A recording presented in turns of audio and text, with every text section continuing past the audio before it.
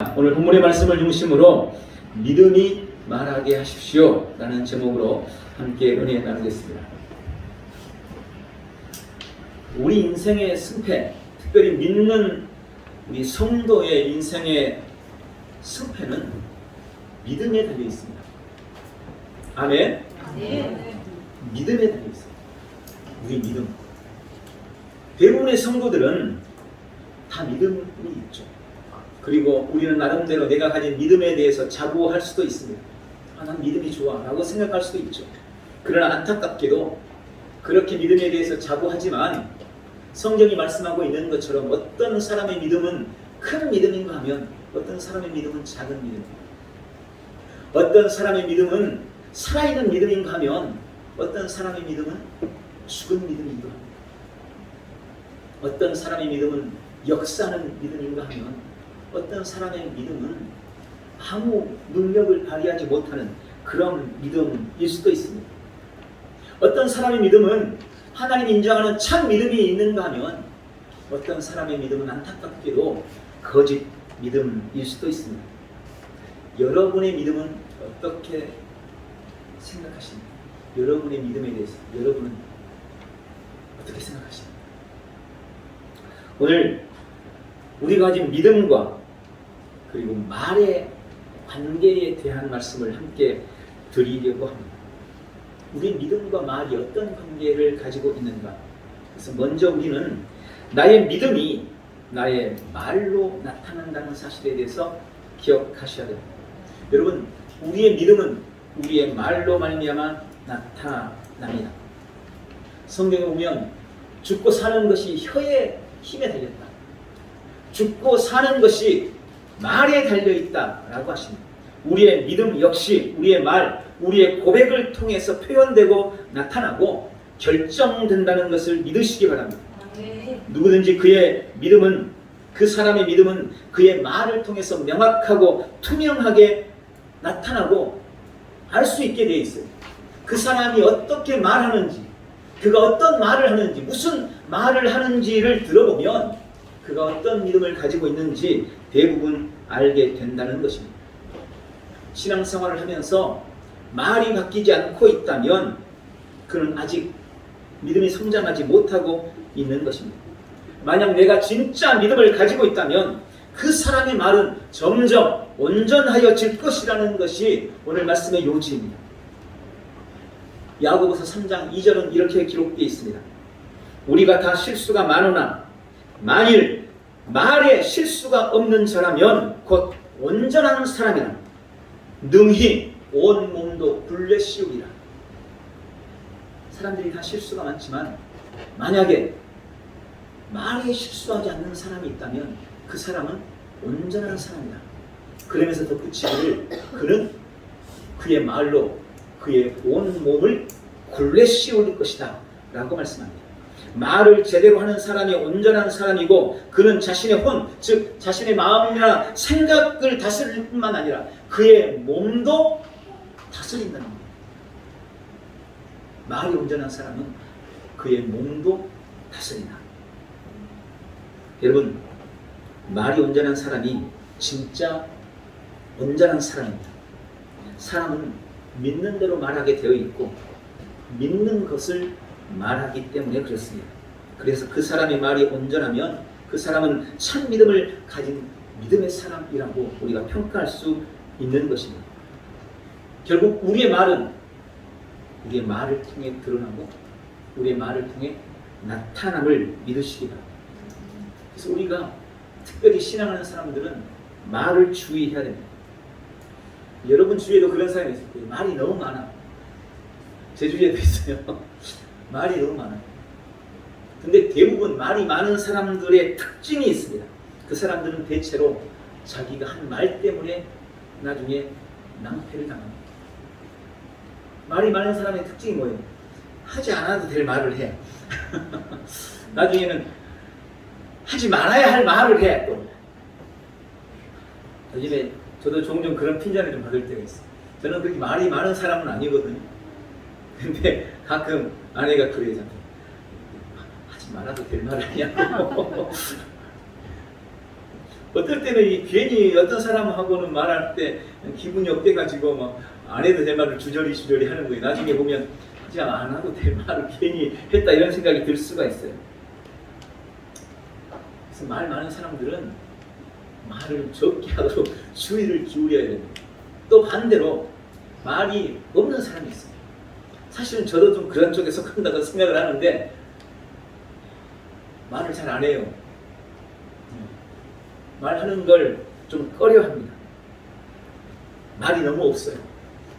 물론 성격상 그럴 수 있습니다. 때로는 말을 안 하는 게 사람들에게 신뢰를 주기도 합니다. 제가 옛날에 부교육자 생활을 할 때 여기 어디 양주에 있는 교회에 잠깐 섬긴 적이 있어요. 그때 가서 그게 담임 목사님 사모님이 저를 마음에 들어 했어요. 근데 그 이유가 뭐냐? 말이 많지 않다는 거예요. 말이 많지 않다는 거예요. 차량 운행도 하고 성도들을 이렇게 모시고 이러는데 그때는 제가 그때 목사였네. 그때 어떤 부교육자들은 성도들을 모시고 왔다 갔다 하면서 어찌나 말을 많이 하고 막 그러는지 그런 게 너무 담임 목사님 입장에서 신경이 쓰이는 거예요. 근데 저는 너무 과묵해. 말을 잘 안 해. 그러니까 오히려 그래서 믿을만하다는 그런 말을 들은 적도 있습니다. 그런데 여러분 우리가 반드시 말을 해야 될 때 말을 하지 않고 침묵하고 만다면 그 역시 좋은 열매를 거둘 수 없습니다. 왜냐하면 씨앗을 뿌려야만 열매를 거두기 때문에 그렇습니다. 성도는 침묵해야 할 때는 침묵해야 돼. 말을 할 때는 분명하고 명확한 긍정의 말, 믿음의 말을 할 수 있어야 하는 것입니다. 우리가 신앙생활을 오래 하고 혹은 제대로 하게 되면 반드시 우리의 말이 달라지게 되어 있습니다. 믿음이라는 것은 우리의 믿음이란 믿음의 말을 하는 것입니다. 여러분 분명히 하세요. 믿음이란 믿음의 말을 하는 것이고 믿음은 말로 드러나고 말로 나타나는 것입니다. 내가 아무리 믿습니다. 지난주에 설교 중에 믿습니다. 좋은 말이라고 말씀드렸죠. 믿습니다. 근데 그 말을 많이 해도 실제로 내 일상적인 말에서는 믿음의 말을 하지 않고 있다면 그런 믿음이 없는 거예요. 실제 우리의 삶에서 믿음의 말을 해야 하는 것입니다. 그래야 믿음의 사람인 것입니다. 그래서 성도는 말을 함부로 할 수 없어요. 아무 말이나 해서는 안 됩니다. 그런데 어떤 사람은 자기가 하나님의 말씀을 통해서 내가 어떤 사람인지도 알고 내가 가진 것이 무엇인지도 알고 있지만 그것을 사람들 가운데서 자신 있게 드러내서 하지 못하는 사람들도 있습니다. 예를 들어 이런 거죠. 나는 그리스도 안에서 풍성하고 부요한 자입니다. 여러분 이건 진리입니다. 우리는 그리스도 예수 안에서 부요하고 풍성한 사람입니다.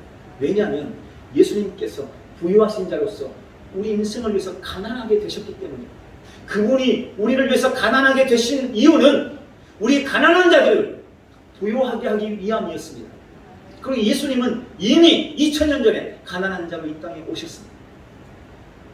또한 성경은 하나님께서 그리스도 예수 안에 있는 풍성함을 우리 모든 믿는 자에게 넘치도록 부어주신다고 수없이 약속하고 있습니다. 그러므로 우리 믿는 사람들은 부요하고 풍성한 사람입니다. 그게 진리입니다. 많은 사람들이, 많은 성도들이 그걸 동의해요. 아 그래, 나는 그 말씀을 믿어. 주님 맞습니다. 나는 부요하고 풍성한 사람입니다. 그게 진리 맞습니다. 라고 동의는 하는데 그걸 실제로 다른 사람들에게는 자신 있게 말을 못하는 거예요. 그렇게 말하려고 하면 꺼림칙해, 꺼려져요. 왜 그럴까요? 지적으로는 동의를 하는데 정신적으로는 동의를 하는데 사실은 온전히 믿지는 못하기 때문에 그렇습니다. 그렇게 생각할 수 있겠죠. 내가 예수 안 믿는 옆집 사람한테 난 부유하고 풍성한 사람입니다 라고 말해야 되는데 그렇게 말 못해요. 왜냐하면 내가 얼마 전에도 돈이 없어서 그 사람이 돈 빌렸거든. 그럼 내가 거기다 대놓고 난 부유하고 풍성한 사람입니다. 이러면 그 사람이 날 보면서 야 돈이나 갚으면서 그런 말이다. 뭐 이런 말 할까봐 그런 말을 자신 있게 할 수가 없는 거죠. 근데 그게 결국은 우리의 믿음의 문제라는 것입니다. 온전히 믿지 못하기 때문에 그렇게 말할 수 없는 거예요. 여러분, 내가 얼마나 하나님의 말씀에 동의하고 내가 얼마나 하나님의 말씀을 선포하고 있는지, 내가 얼마나 하나님의 말씀이 말하는 것을 내 입으로 말하고 고백하고 있는지, 그것이 나의 믿음이라는 것을 믿으시기 바랍니다. 내가 말하는 것이 곧 나의 믿음입니다. 두 번째로, 나는 이미 하나님과 하나님의 뜻을 알고 있음에 대해서 믿으셔야 합니다.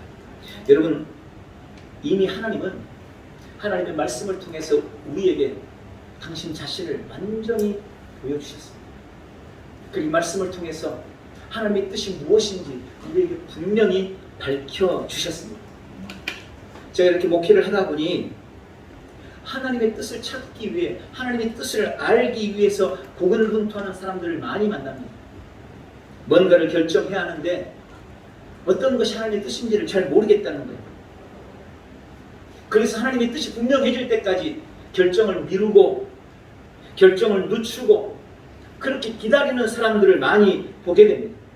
그런데 그렇게 하나님의 뜻을 구하면서 기다리고 결정을 늦추는 대부분의 사람들은 하나님이 어떤 특별한 방법으로 그들을 인도해 주시기를 기대하고 있습니다. 하나님이 당신의 뜻을, 자신의 뜻을 뭔가 특별한 방법으로 보여주시기를 기대하는 겁니다. 저도 그랬었습니다. 저도 그런 사람들 중에 한 명이었습니다. 물론 성도들마다 성령의 인도를 받는 자신만의 어떤 루틴 같은 게 있어요. 그리고 성령의 인도를 받는 자신만의 특별한 방법도 있을 수 있습니다. 그런데 문제는 여전히 너무나 많은 사람들이 감각적인 방법으로 성령의 인도를 구하고 감각적인 방법으로 하나님의 뜻을 구하고 있다는 것입니다. 예를 들어서 우리가 구약에 하나님의 뜻을 구했던 아주 특별한 사건을 알고 있어요. 기드온이라는 사람이 양털을 가지고 하나님의 뜻을 구하죠. 하나님이 기드온에게 너는 큰 용사다, 가서 이스라엘을 구원해라 라고 말씀하셨습니다. 근데 기드온이 용기가 안 나는 거예요. 그래서 하나님을 시험합니다. 어떻게 합니까? 양털을 한 움큼 가져와가지고 바깥에다 놓고는 하나님한테 기도합니다. 하나님, 진짜 그것이 하나님의 뜻이면 오늘 밤 이 양털만 쳤고 다른 땅은 하나도 쳤지 않게 해주십시오. 그러면 내가 하나님의 뜻인 줄 알고 가겠습니다. 아침에 일어났더니 진짜로 양털만 그냥 물이 듬뿍 적셔 있고 다른 땅은 말지 않는 거예요. 그 정도 됐으면 이제 하나님의 뜻인 줄 알고 가야 되는데 기도원이 아직도 고민이 됩니다. 그래서 또 구합니다. 주님, 이번에는 반대입니다. 주변은 다 흠뻑 적셔주시고 이 양털만 뽀송뽀송하면 그게 하나님의 뜻인 줄 알고 가겠습니다. 다음날 아침에 일어났더니 진짜로 주변은 그냥 비가 와가지고 흠뻑 젖었는데 양털만 뽀송뽀송하니 말라있는 거예요. 그래서 그때 비로소 정말로 하나님 나를 부르셨구나. 그리고 하나님의 일을 하는 것을 성령에 보게 됩니다. 그런데 이 시대에 너무나 많은 성도들도 이런 방법으로 하나님이 나에게 역사해 주시기를 기다리는 거예요. 주님, 진짜 주님의 뜻이면 꿈을 좀 보여주세요. 주님, 정말 주님의 뜻이면 그냥 환경을 그렇게 좀 확 바꿔주세요. 그런데 여러분, 안 됩니다. 아닙니다. 그래서는 안 됩니다. 지금 하나님은 그렇게 일하시지 않습니다. 지금은 그럴 이유가 없습니다. 그때는 하나님도 하나님의 뜻도 분명히 드러나지 않았을 때입니다. 말씀이 없었어요. 그냥 선지자들에게 주신 말씀이 전부였습니다. 하나님이 자신을 드러내 보일 수 없었어요. 하나님의 뜻도 분명하게 말씀하지 않으셨어요. 그러니까 이걸 말하는 분이 하나님인지, 이게 진짜 하나님의 뜻인지, 나도 모르게 꿈꿔서 그런 건지, 이게 구분을 할 수가 없는 거예요. 그러니까 그때는 그런 식으로 구했어요. 진짜 하나님의 뜻이면 이렇게 역사해주세요. 진짜 하나님의 뜻이면 이렇게 보여주세요. 진짜 하나님의 뜻이면 병이 들게 하시고, 진짜 하나님의 뜻이면 낫게 해주시고, 진짜 하나님의 뜻이면 지팡이가 뱀이 되게 하시고, 내가 이걸 들면 다시 지팡이가 되게 하시고, 이런 식으로 어떤 기적적인 방법, 감각적인 방법으로 하나님의 뜻을 구할 수밖에 없었습니다. 그때는 그랬어요. 그러나 지금은요, 그렇지 않습니다. 이미 하나님이 이 말씀을 통해서 자신을 온전히 드러내셨어요. 이미 말씀을 통해서 당신의 뜻을 우리에게 분명히 보이셨습니다. 이제 어디 가서 감각적으로 꿈이나 환상을 통해서 하나님의 뜻을 구할 그럴 때가 아니에요. 이미 주님이 다 우리에게 보여주셨죠. 이미 주님이 우리에게 다 알려주셨습니다. 그러니 우리는 그런 감각적인 방법으로 하나님의 뜻을 구해서는 안 되는 것입니다. 말씀을 통해서 이미 주님이 보여주셨기 때문에, 말씀을 통해서 하나님의 뜻을 이미 우리에게 말씀해 주셨기 때문에, 심지어는 하나님이 지금 내 안에 계시잖아요.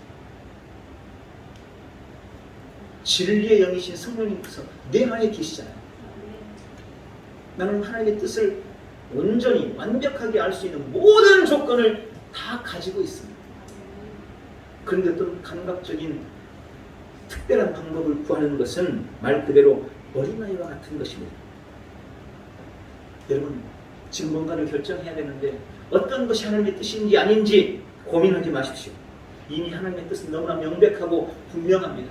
너희를 향한 나의 생각은 내가 하나니 재앙이 아니라 평안이며 너희 장래에 소망을 주게 하는 생각이다. 내가 온 것은 양으로 생명을 얻게 하고 더 풍성하게 얻게 하려 함이니라. 우리 주님은 우리에게 향하신 당신의 뜻이 소망이라고, 풍성하게 얻는 것이라고, 생명을 주는 것이라고 명확하게 보이시고 말씀하셨습니다. 그러므로 우리가 모든 선택의 여정에서 우리 부모가 자식에게 원하고 기대하는 것처럼, 어떤 부모가 자식이 잘못되기를 바라면서 그런 뜻을 세우겠어요? 내가 내 자식이 어떻게 되기를 바라는지 분명히 아는 것처럼 내 아버지이신 하나님이 나를 향한 뜻이 무엇인지를 우리는 분명히 알고 깨달을 수가 있는 거예요. 그래서 영생에 속한 것, 생명에 속한 것, 소망에 속한 것, 믿음에 속한 것, 믿음으로 선택하고 결정하고 과감하게 나아가시기를 주님의 이름으로 축원합니다. 그리고 계속 말씀드렸지만 내 인생의 선지자는 나 자신이에요. 주님은 우리 인생의 선지자가 나라고, 네가 네 인생을 정복하고 통치하고 다스리라고, 네가 생명 안에서 왕노릇하라고 이미 우리에게 선언하시고 말씀하셨습니다. 생명의 말씀을 붙들고 내가 내 인생을 개척해 나가고 믿음의 세상으로 만들어 나가면 되는 것입니다. 우리가 자꾸 감각적인 영역, 어떤 느낌이나 상황이 바뀌는 것 등을 가지고 선택하거나 그것을 가지고 결정의 잣대로 삼으면 거기에는 끊임없이 그리고 지속적으로 사탄의 방해가 있어요. 그럴 수밖에 없습니다. 왜냐하면 여전히 세상은 사탄이 장악하고 있어요. 영향력을 미치고 있어요. 나의 영은 거듭났지만 내 혼과 육체는 아직 거듭나지 못했어요. 그래서 얼마든지 사탄의 생각이 개입될 수 있는 거예요. 주님 꿈으로 좀 보여주세요. 그랬는데 하나님이 꿈을 안 보여주시고 사탄이 보여주는 거야. 이렇게 좀 길을 열어주세요. 이랬는데 사탄이 그렇게 길을 열 수도 있는 거예요. 그럼 우리가 헷갈리는 도대체 이게 감각적인 것을 가지고 하나님의 뜻을 구하려고 하지 마십시오.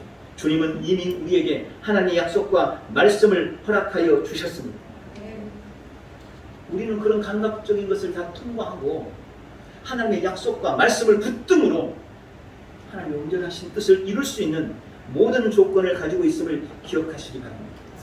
하나님이 나에게 주신 기업과 내가 누구인지를 정확하게 이해하고 그것을 선포하며 그것을 믿음으로 고백하며 나아갈 때 우리는 그리스도 예수 안에서 완전한 자유를 누립니다.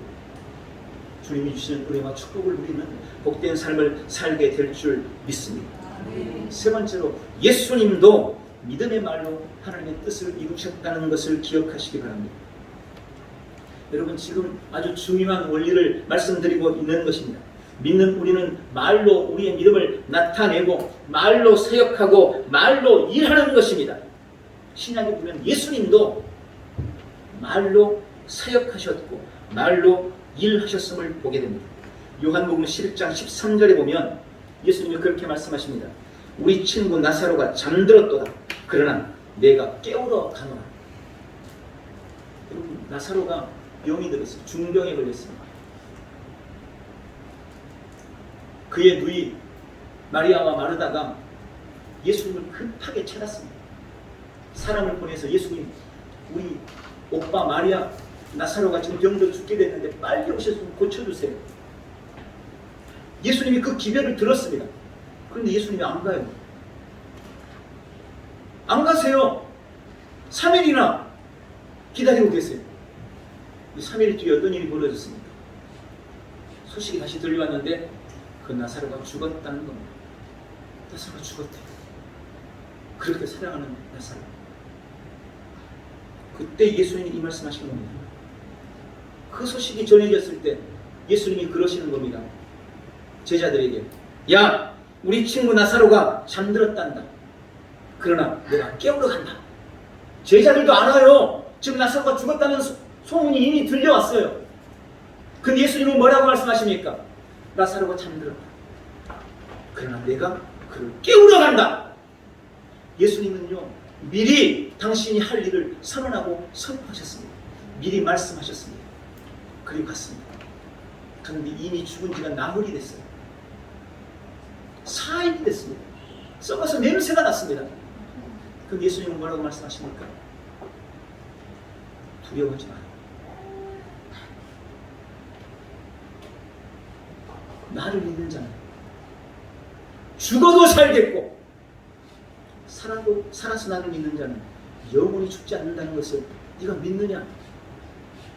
이렇게 말씀하시면서 나사로야 나오라. 죽은 나사로를 살리십니다.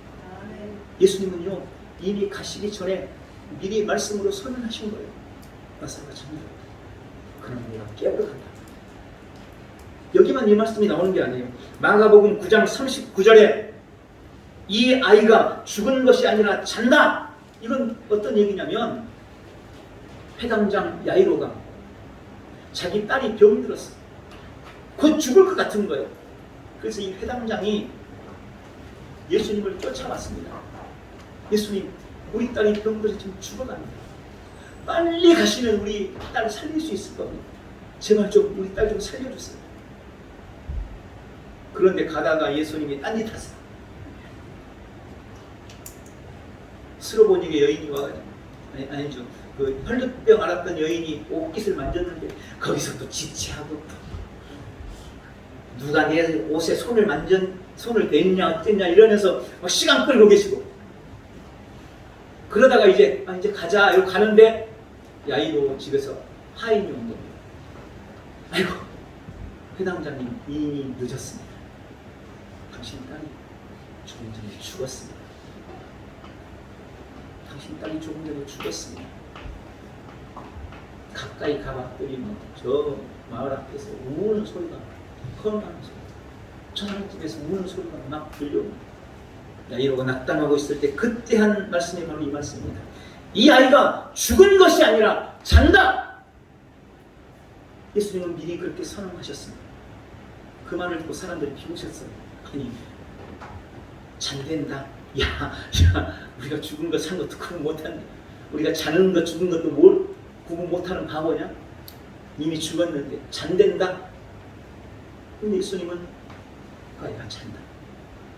내가 가서 깨우리라. 미리 선언하시는 것입니다. 여러분, 예수님도 믿음으로 말씀하셨고 믿음의 말로 심으셨고 그리고 그 말의 열매를 거두셨습니다. 그게 예수님이 행하신 일입니다. 사람들에게 그것은 기적이었습니다. 그러나 예수님께 그것은 마땅히 거둘 열매였던 거예요. 당연한 얘기였습니다. 왜? 예수님이 믿음으로 말씀하셨기 때문에, 믿음으로 심었기 때문에 그 열매를 거두는 것은 매우 당연한 것이었습니다. 믿는 자는 믿음으로 말합니다. 믿는 자는 말로 심습니다. 믿음의 말로 심습니다. 그리고 그 믿음의 열매, 그 말의 열매를 거두는 것입니다. 그것이 성도의 삶입니다. 창세기 1장 11절 12절에 매우 중요한 창조의 원리를 그렇게 말씀합니다. 하나님이 이르시되 땅은 풀과 씨 맺는 채소와 각기 종류대로 씨 가진 열매 맺는 나무를 내라 하시니 그대로 되어 땅이 풀과 각기 종류대로 씨 맺는 채소와 각기 종류대로 씨 가진 열매 맺는 나무를 내니 하나님이 보시기에 좋았더라. 여기 두 구절 안에 각기 종류대로, 이 말이 3번 반복되어 있습니다. 각기 종류대로 씨를 맺고 각기 종류대로 열매를 맺는다는 겁니다. 여러분, 이 씨는 말입니다. 이 씨는 혹은 말씀입니다. 종류대로, 각기 종류대로. 호박씨는 호박을 맺고 수박씨는 수박을 맺는 거예요. 호박씨를 심었는데 재수 좋게 수박이 열리거나 참외씨를 심었는데 재수 없게 오이가 맺히거나 이런 일은 없다는 겁니다. 각기 종류대로 좋은 씨를 심으면 좋은 열매를 거두고 나쁜 씨를 심으면 나쁜 열매를 거두는 겁니다. 나쁜 씨를 심어놓고는 열심히 정성을 다해서 가꾼다고 해서 거기서 좋은 열매가 맺지 않는다는 거예요. 믿음의 말을 심으면 믿음의 열매를 거두고 불신의 말을 심으면 아무리 정성을 다하고 노력을 기울여도 불신의 열매를 거둘 수밖에 없는 겁니다. 그게 원리예요. 그게 원리입니다. 그럼 마지막으로 우리는 어떻게 말해야 합니까? 3가지로 제가 말씀드립니다. 첫 번째, 일구이언 하지 마십시오. 일구이언, 한 입으로 두 말 하지 말라는 것입니다. 한 입으로 믿음의 말을 하고 그 한 입으로 또 불신의 말을 하지 말라는 것입니다. 안 됩니다. 그렇게 말하고 있기 때문에 우리가 어떤 열매도 거두지 못하는 것입니다. 왜 성도가 일구이언합니까? 말씀을 따라 말하지 않고 환경과 상황을 따라, 느낌을 따라, 감각을 따라 말하기 때문에 그렇습니다. 말씀 들을 때는 그것의 은혜를 받아서 믿음의 말을 했는데 집에 가다가 갑자기 마음이 상해가지고 감정대로 불신의 말을 하는 거예요. 새벽에 기도할 때는 그렇게 될 것 같아서 믿음으로 아멘하고 그렇게 말했는데 곰곰이 생각해보니 아무리 생각해봐도 답이 안 보여. 환경이나 상황은 도저히 안 될 것 같아. 그래서 또 그렇게 말하는 거예요. 믿음으로 말했다가 곧바로 또 불신의 말을 하고 될 거라고 금방 말했다가 좀 이따가 안 된다고 또 말하고 일구이언하는 겁니다. 그런 열매를 맺을 수가 없어요. 아니 어떤 열매를 맺어야 돼요? 믿음의 열매를 맺을 것 같았는데 금방 불신의 말을 해버렸으니 또 불신의 열매가 맺어야 돼요. 이게 상식적으로도 안 되는 거잖아요. 그렇게 일구이언해서는 안 됩니다. 그래 놓고는 더 이상한 건 왜 열매 안 맺는지도 몰라요. 이유를. 자기가 그렇게 말해 놓고는 왜 그렇게 안 되는지 몰라. 그리고 생각하기를 아니 난 그렇게 예배도 열심히 드리고 한 주도 안 빠지고 나와서 아멘 아멘 했는데 도대체 왜 안 되는 거지? 아니 새벽마다 가가지고 그렇게 간절히 기도하면서 기도했는데 왜 도대체 안 되는 거지? 이렇게 생각하고 있는 거예요. 여러분의 말을 한번 살펴보십시오. 두 번째, 일관성 있게 말하십시오. 물론 비슷한 의미입니다만은 오늘 믿음으로 말했으면 내일도 그렇게 그 믿음으로 말해야 되는 거예요. 마가복음 4장 28절부터 29절에 우리 신앙의 원리에 대해서 매우 중요한 말씀을 하십니다. 땅이 스스로 열매를 맺되 처음에는 싹이요 그 다음에는 이삭이요 그 다음에는 이삭에 충실한 열매요 열매가 익으면 곧 낫을 되나니 이는 추수 때가 이르렀습니다. 여러분 이거 뭐 농사 짓는 사람 너무나 당연한 거죠. 아니 농사 짓지 않더라도 우리가 너무나 잘 아는 거예요. 봄에 씨앗을 뿌리면 이게 싹이 날 때까지 잘 기다리고 물 주면서 잘 기다려야 돼요. 이거 싹이 나면 이제 살긴 살았구나 이러면서 또 이게 점점 자라서 줄기가 이삭이 피고 그 안에서 꽃도 피고 열매가 맺을 때까지 기다려야 돼요. 그리고 열매 맺으면 그걸로 끝입니까? 아니요. 이 열매가 가을의 햇빛을 잘 받아가지고 탐스럽게 잘 익을 때까지 기다려야 돼요. 그렇게 익어야 그때 낫을 되는 거예요. 그때가 추수 때인 거예요. 그런데 많은 사람들이 오늘 아침에 씨앗을 뿌려놓고는 다음날 그렇게 기대하는 거예요. 아, 내일 아침에 가면 싹이 나고 잎이 나고 꽃도 피고 열매도 맺고 해가지고 풍성한 열매가 잘 익어서 내일 아침에 기다리고 있을 거예요. 아니, 실제로 말은 그렇게 안 하는데 그런 식으로 신앙을 한다는 거예요.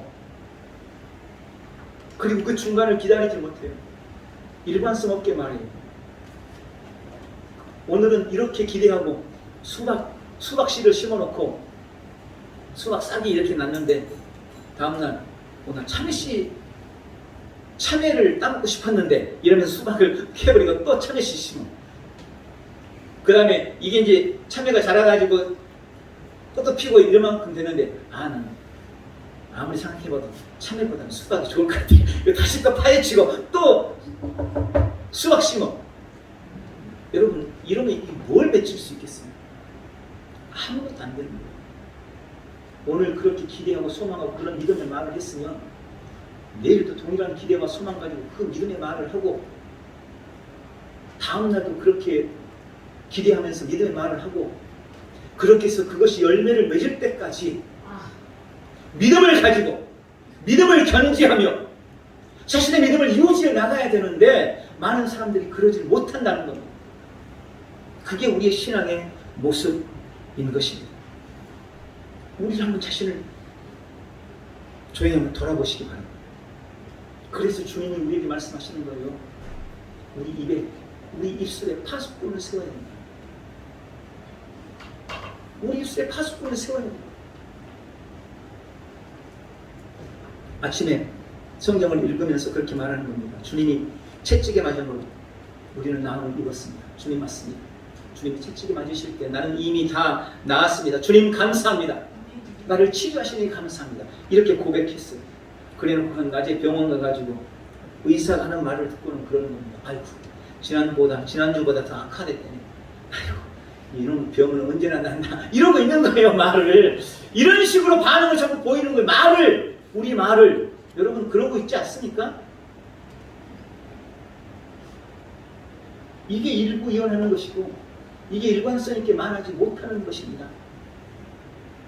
그러니 내 안에서, 내 삶에서 열매 맺지 못하는 겁니다. 내가 그렇게 말하는 순간 내가 기껏 심어놔서 싹이 나려고 하는 그것을 파헤치는 거예요. 이제 이 싹이 나서 꽃이 피고 있는데 그걸 다시 파헤치는 거예요. 이제 열매가 맺어가지고 점점 자라가고 있는데 그걸 파헤쳐버리는 거예요. 어떤 열매도 기대할 수 없는 것입니다. 세 번째, 그럼 어떻게 말해야 되나? 믿음의 말씀을 말하십시오. 로마서 10장 8절에 그러면 무엇을 말하느냐? 말씀이 내게 가까워 네 입에 있으며 네 마음에 있다 했으니 곧 우리가 전파하는 믿음의 말씀이라. 우리는 우리의 입에, 우리의 말에 끊임없이 믿음의 말씀을 해야 됩니다. 이 믿음의 말씀이 뭘까요? 이어지는 9절 10절에 보면 예수 그리스도로 말미암아 하나님께서 우리에게 주시는 약속들을 믿음의 말씀이라고 말씀하십니다. 예수님이 나를 위해 무엇을 하셨는지 그걸 계속해서 고백하셔야 돼요.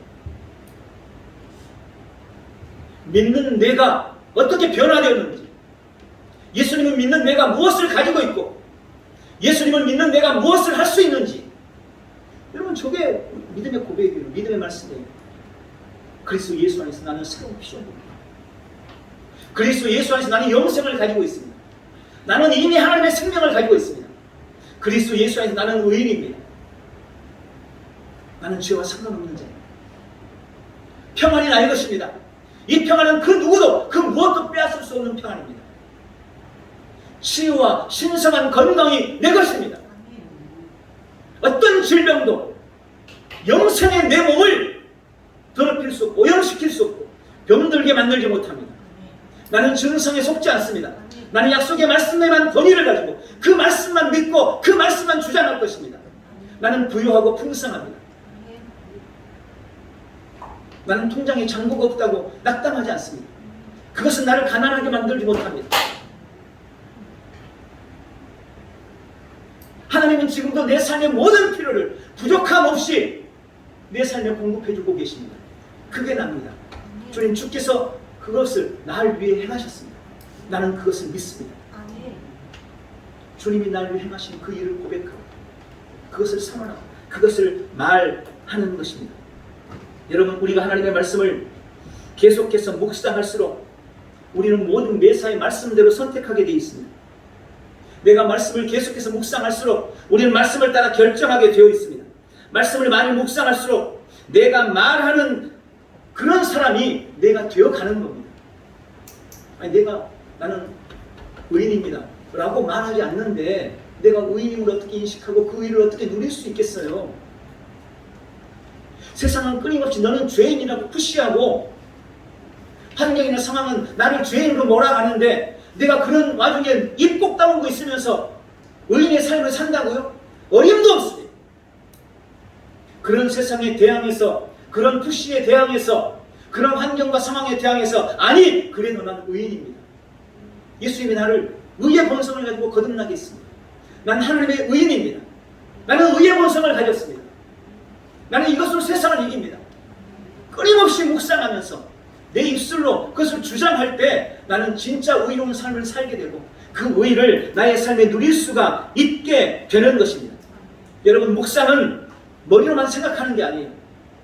계속해서 읊조리는 겁니다. 말하는 겁니다. 중얼거리는 겁니다. 묵상은 선언하고 선포하는 겁니다. 내가 그런 사람입니다. 주님, 나는 의인입니다. 선언하고 선포하는 겁니다. 그게 묵상입니다. 내가 믿는 것과 일치하게 말하고 일치하게 고백하는 것입니다. 난 믿긴 믿어요. 근데 말은 못해요. 아니요. 그래서는 안 된다는 거예요. 그렇게 믿으면 그렇게 말하십시오. 그래야 열매를 거둡니다. 그 일을 쉬지 않으시기를 예수님의 이름으로 축원합니다. 말씀을 냈습니다. 성도는 자신의 말로 자신의 믿음을 드러내고 나타내는 것입니다. 나의 믿음은 나의 말에 달려 있습니다. 내가 여전히 감각이나 느낌대로 상황대로 말하면 사탄 마귀가 끊임없이 나를 다스리도록 다스림의 길을 사탄에게 내어주는 것입니다. 감각대로 느낌대로 말하면 안 됩니다. 믿음대로 말해야 됩니다. 말씀대로 말해야 됩니다. 믿는 우리는 말씀이 말하는 바를 말해야 됩니다. 내가 믿고 있는 바를 말해야 됩니다. 일부이연하지 말고 지속적이고 일관되게 하나님이 나에게 주신 믿음을 따라 믿음대로 말하고 믿음이 말하도록 그런 삶을 살아내시기를 주님의 이름으로 축복합니다. 매일 믿음이 말하게 해서 놀라운 열매를 거두는 복되고 귀한 성도들 다 되시기를 예수님의 이름으로 축복합니다. 기도하겠습니다. 전하신 아버지, 내 말에 내 인생의 성패가 달려있음을 깨닫게 하시니 감사합니다. 믿음은 믿음의 말을 하는 것이고 나는 나의 말로 나의 믿음을 나타내고 드러낸다는 것을 깨닫습니다. 나는 나를 향한 하나님의 뜻을 너무나 잘 알고 있으며 언제나 하나님의 뜻을 말함으로 나의 삶을 믿음으로 다스려갑니다.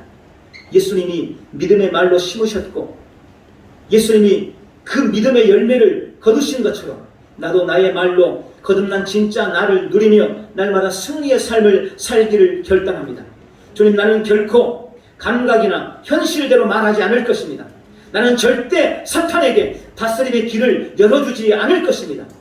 오늘도 나는 오직 믿음으로 말하며 약속하신 풍성함을 나의 온 삶에 누리겠습니다. 예수님의 이름으로 기도하옵나이다. 아멘.